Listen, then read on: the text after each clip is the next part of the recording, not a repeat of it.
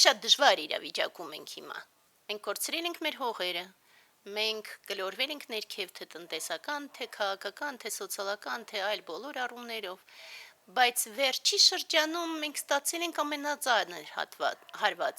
հարվածը, որը փաստացի աստվածամերժ է, հարված հայ առաքելական եկեղեցուն, եւ հենց դրա մասին մենք այսօր կփորձենք խոսել, բայց այսօր ի տարբերություն վերջի շրջանի մեր մյուս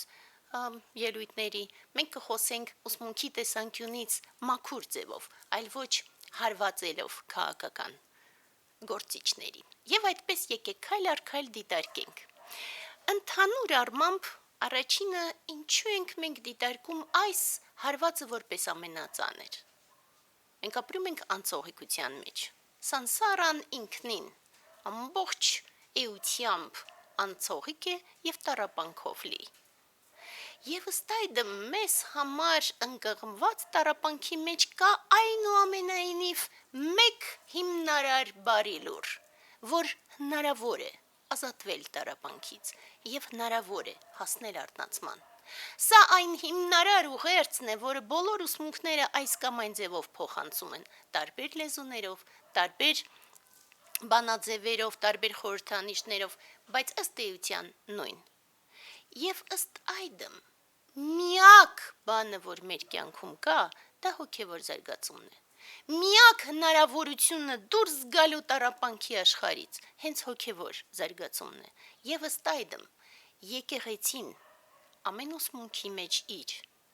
դա այն հիմնարար գրավականն է, որ մարդ եւ ընդհանրապես յուրաքանչյուր շնչող էակ կկարողանան ճեղքել տառապանքի այս օվկիանոսը եւ դուրս գան դեպի արթնացում։ Սա է հիմնականը։ Եվ հենց դրա համար այն բոլոր հարվածները, որոնք որ հասցվում են այս կամ այն հոգևոր ուղություններին, այլևս աստվածամերժ են։ Ու եկեք հիմա քայլ առ քայլ մտածենք, իսկ ինչպես է ընդհանրապես հնարավոր, եթե այնուամենայնիվ որոշակի խնդիրներ կան։ Ինչպես է հնարավոր այդ խնդիրները կարգավորել եւ ըստ այդմ նպաստել ինքնամաքրմանը, թե յուրաքանչյուր մարդու համար, թե հոգևոր կառույցների։ Առաջինը, ինչ որ մենք հասկանում ենք, անթիվ ժամանակներում հոգևոր մեծագույն ուսուցիչները եկել են այս աշխարհ ի նպաստ բոլոր շնչող էակների, առանց տարբերակման։ Մենք ասում ենք ինչպես արևն է ուղարկում իր շողերը, առանց տարբերակելու, այդպես էլ հոգևոր ուսուցիչները գալիս են փրկելու բոլոր շնչող էակներին, առանց տարբերակելու։ Եվ ըստ այդմ ուր մենք կարող ենք արդյոք հանդգնել հրաժարվել որևէ մեկից։ Կարող ենք արդյոք մտածել, որ որևէ մեկի համար այլևս չկա հոգևոր զարգացման ճանապարհ եւ չկա փրկության հնարավորություն։ Իհարկե ոչ։ Ինչպես հոգևոր մեծագույն ուսուցիչները, այդպես էլ մենք համեստներս, նվաստներս, այնուամենայնիվ նպաստում ենք յուրաքանչյուրի զարգացմանը։ Եթե դատապարտում ենք, եթե փորձում ենք բացատրել մեղավորությունը, եթե փորձում ենք ընդգծել սխալները եւ մեղքերը, ապա միմիայն հանուն հենց իրենց, ապա միմիայն հենց ի բարօրություն իրենց, յուրաքանչյուրի։ Դա նման է մոլորյալ զավակի, անառակ որդու, որին միևնույն է սպասում ես, թեկուզ չի պոտով։ Եվ ըստ այդմ, նորից եւ նորից, մենք հիշում ենք, որ յուրաքանչյուր խաչմերուկներում մեզ սպասում են բուդդաները, սպասում են, որպեսզի օգնեն մեզ դադարել գնալ սխալական ճանապարհով եւ գնալ դեպի լույս, ու ի վերջո հասնել արթնացման։ Եվ անգամ դժողքի էակների համար այդ ճանապարհը հնարավոր է։ Հասկանալով այս ամբողջը, մենք մտածում ենք կա ուսմունք եւ ըստ այդմ կա հնարավորություն արթնանալու, բայց ովքեր են պահում այդ ուսմունքը։ Հոգևորականությունը, որը դարեր շարունակ պահպանում է մեծն ուսուցիչների խոսքը եւ փոխանցում է յուրաքանչյուրին դարեր շարունակ։ Այո, հոգևորականության մեջ, քանի որ հոգևորականությունը այնուամենայնիվ նույն մարդիկ են,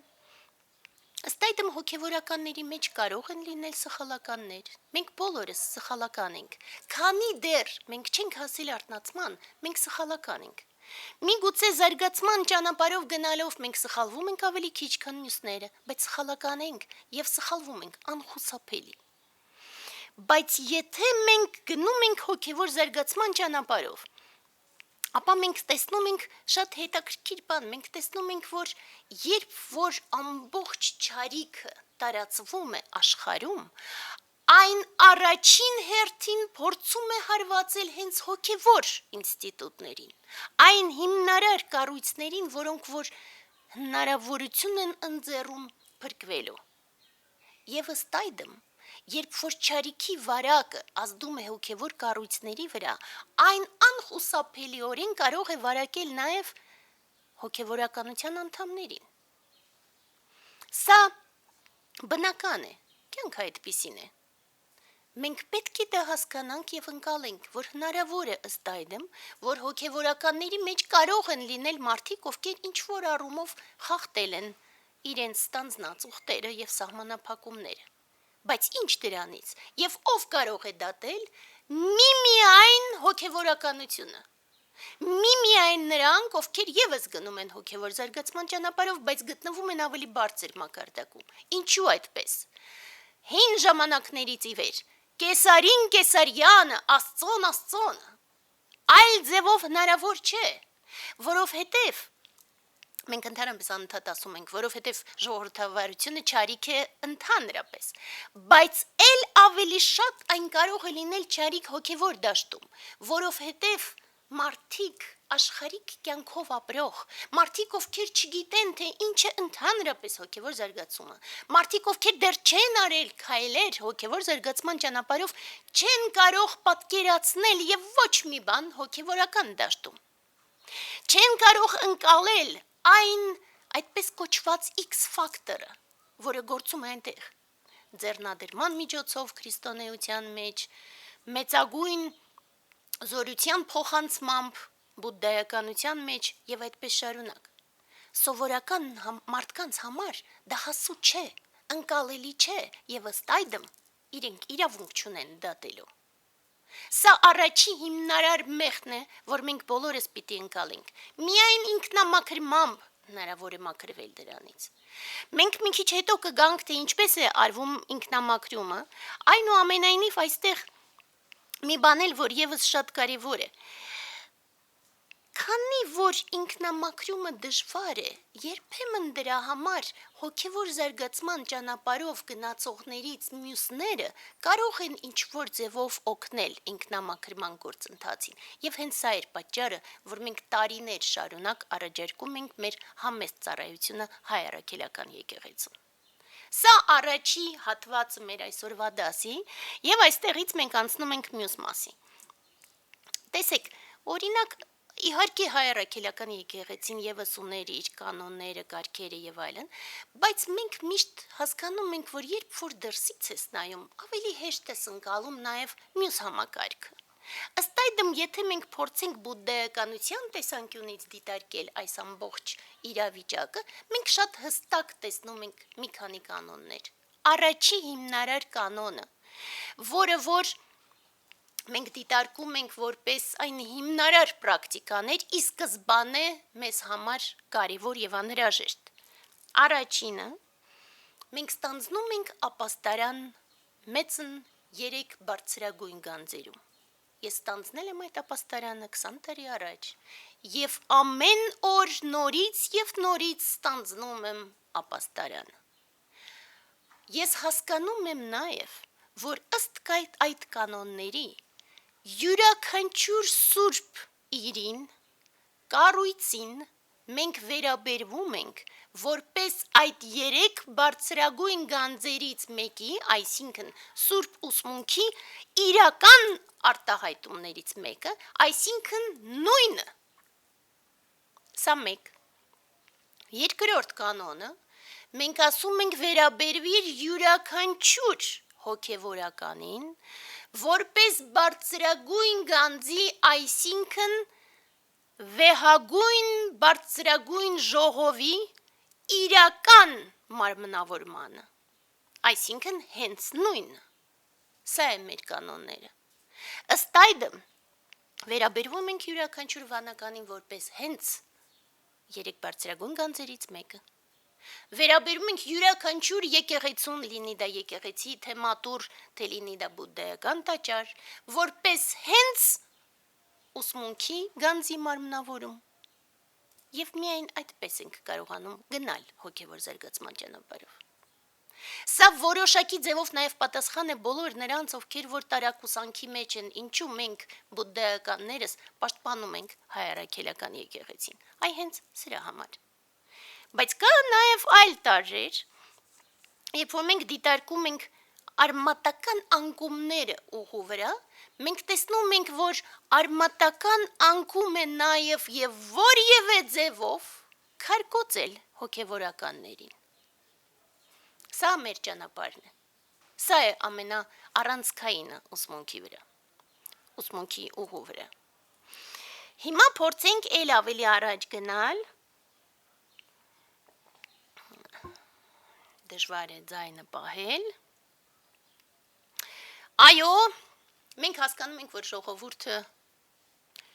ճնշող մեծամասնությամբ համապատասխան կրթություն չունի համապատասխան ընկալում։ Ցավոք սրտի երբեմն մենք ասում ենք, որ նույնիսկ հավատ ինչ որ առումով չունի այնքան, ինչքան մենք կուզեինք, որ ունենար, ու երանի ունենար հավատ այնքան, որ այս ամբողջ խնդիրները ընդհանրապես հնարավոր էլ չլինեին։ Երանի։ Բայց մենք ունենք այն, ինչ որ ունենք։ Երբ որ, օրինակ, որպես տարերից մեկը, երբ որ Նիկոլը մեղադրեց եկեղեցին նաև անվանելով խորդանոց, որովհետև ավել կար, գիտեք, ինձ համար դա առանձնահատուկ վիրավորական է։ Ինչու՞։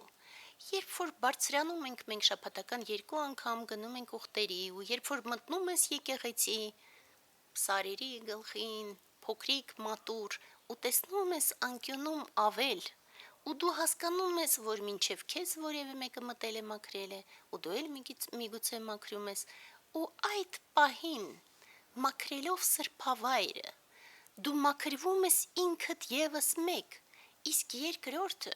դու ինչ որ ձևով մաքրում ես բոլորի համար այդ հենց զարգացման ճանապարհը։ Ընկալում ես թե չէ, բայց դա այդպես է աշխատում։ Երբ որ ես նոր սովորում էի, ես ավլում էի վանքերը, ու իմ համար դա իմ դաստիարակման, զարգացման քարերից մեկն էր, հիմնասյուններից մեկը նույնիսկ, որովհետև մի շարք բաներ ես սովորեցի հենց այդ ժամանակ, եւ Հայաստանում էլ պատիվ ունեցա մաքրելու եւ Սուրբ Գեղարդավանքը եւ ելի մի շարք մատուռներ նաեւ։ Սա զարգացման ճանապարհ է, ով որ դա չի հասկանում, մենք կարող ենք միայն նորից եւ նորից տխրել, ցավել, բայց նաեւ մեղադրել։ Սա մյուս հիմնարար մեխն է մեր այսօրվա դասի եւ անցնենք մյուս մեխին։ Մյուս մեխը շատ բարդ է ընկալման համար։ Մենք ունենք մեր սուրբ տեքստերից մեկում հիանալի արտահայտություն, որը որ տարիներ շարունակ տարբեր դասերի ես նորից եւ նորից կրկնում եմ եւ ինձ համար այն ամենահիմնարար արտահայտություններից մեկը դարձավ իմ կյանքի եւ կա մինչեւ հիմա։ Աշակերտի հավատը եւ տատխագատաների երախտիկները նույն պահող ուժի երկու կողմերն են։ Դա նման է մեդալի երկու կողմերին։ Թուլանում է հավատացյալի հավատը, թուլանում են նաև վեհագույն ուսուցիչների զորությունները։ Սա դժվար է պատկերացնել, բայց դա աշխատում է ամենակնդարդ։ Եվ դրա համար ժողովրդի հավատի թուլացումն է պատճառը դարձել եկեղեցու թուլացման։ Եվ հակառակը նույնպես ճիշտ է։ Եթե մենք դա հասկանանք, ապա յուրաքանչյուրի սրտում շատացնելով, զորացնելով հավատը, մենք կզորացնենք նաև եկեղեցին, եւ դրանով կզորացնենք նաև մեր ազգը, կզորացնենք նաև քրիստոնեությունը եւ մյուս ուսմունքները եւս, եւ դրանով կնպաստենք յուրաքանչյուր շնչողեակի հոգեվոր զարգացմանը։ Սա է հիմնարար ճանապարհը։ Այլը չկա ընդհանրապես։ Մնացած ամբողջը մենք գիտենք, Մենք գիտենք, որ ամբողջ անցողիկ է։ Մենք գիտենք, որ ընդհանրապես չկա այս ամենում իրականություն։ Մենք տեսնում ենք այս ամբողջի պատրանքային բնույթը, եւ դրա համար եւս մի քանի խոսք արդեն շատ նեղ անձնական, բայց այնուամենայնիվ ասեմ։ Երբ որ ես մտածում եմ ինչ կուզեի հիմա, ես կուզեի հիմա լինել իմ ուսուցիչների ոտքերի կողքին։ Ես կուզեի լինել վանքում եւ աղոթել իմ եղբայրների եւ քույրերի հետ միասին, լինել Տիբեթի բարձրագույն գանձ վանքերում եւ հենց իմ վանքում եւ կաղոթեի այո ամբողջ աշխարհի համար, ոչ միայն մեր երկրի։ Կաղոթեի Պարսկաստանի համար, որպեսզի չարիքը հեռու մնա Պարսկաստանից, բայց կաղոթեի նաեւ Իսրայելի համար, որպեսզի չարիքը իրենց սրտերից դուրս գա։ Կաղոթեի Հայաստանի համար, որ վերադարձնի իր եկեղեցիները եւ որ հավատը զորանա մեր երկրում, բայց կաղոթեի նաեւ թուրքերի համար, որպեսզի ագրեսիան դուրս գա իրենց մտքերից։ Կաղոթեի նաեւ Նիկոլի համար, որպեսզի փրկվեր իր կարման եւ այսքան չարիք ինքը այլևս չգործեր, բայց նաեւ կրեր պատասխանատվությունը այդ ամբողջի համար, որովհետեւ միայն գրելով մենք մաքրում ենք մեր արարքները։ Կաղոթեի այդ ամբողջի համար, ու երջանիկ կլինեի իմ հերթին եւս, բայց ես այստեղ եմ, ու սա իմ ուխտն է, ու ես արժևորում եմ իմ ուխտը եւ հպարտ եմ դրանով, որ կարողանում եմ այն կրել, նույնիսկ այս ծանրագույն ժամանակներում։ Բայց, կա նաեւ բայց, այդ ամբողջում, ես հասկանում եմ, որ այս ամբողջը պատրանք է։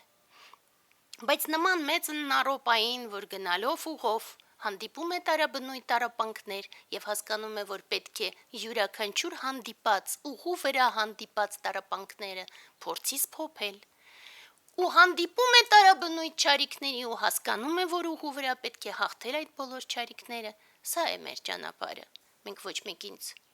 չենք հրաժարվում, ոչ մեկին չենք մերժում եւ յուրաքանչյուրին փորձում ենք օգնել։ Սխալական ենք այո, բայց ամեն անգամ սխալվելուց միգուցե ընկնում ենք, բայց նորից ու նորից ոտքի ենք կանգնում։ Եվ այլ կերպ հնարավոր չէ։ Եվ մենք մի դաս ունենք հավատարմության մասին։ Սա որոշակի ձևով նույն դասի վկայակոչումն է։ Մենք հավատարիմ ենք առաջին հերթին մեր հավատի։ Մեր ուխտերն են մեր հավատի արտահայտումը։ Եվ մեր ուխտերով ենք մենք գնում առաջ եւ ի վերջո հասնում արթնացմանը, բայց դրա համար ամեն քայլափոխին պայքարում ենք հանուն բարի եւ ցավոք սրտի ընդդեմ չարիքի, որ այնքան կմնա, մինչեւ որ բոլոր մթագնությունները անհայտանան եւ բոլոր շնչոխեակները հասնեն արթնացման։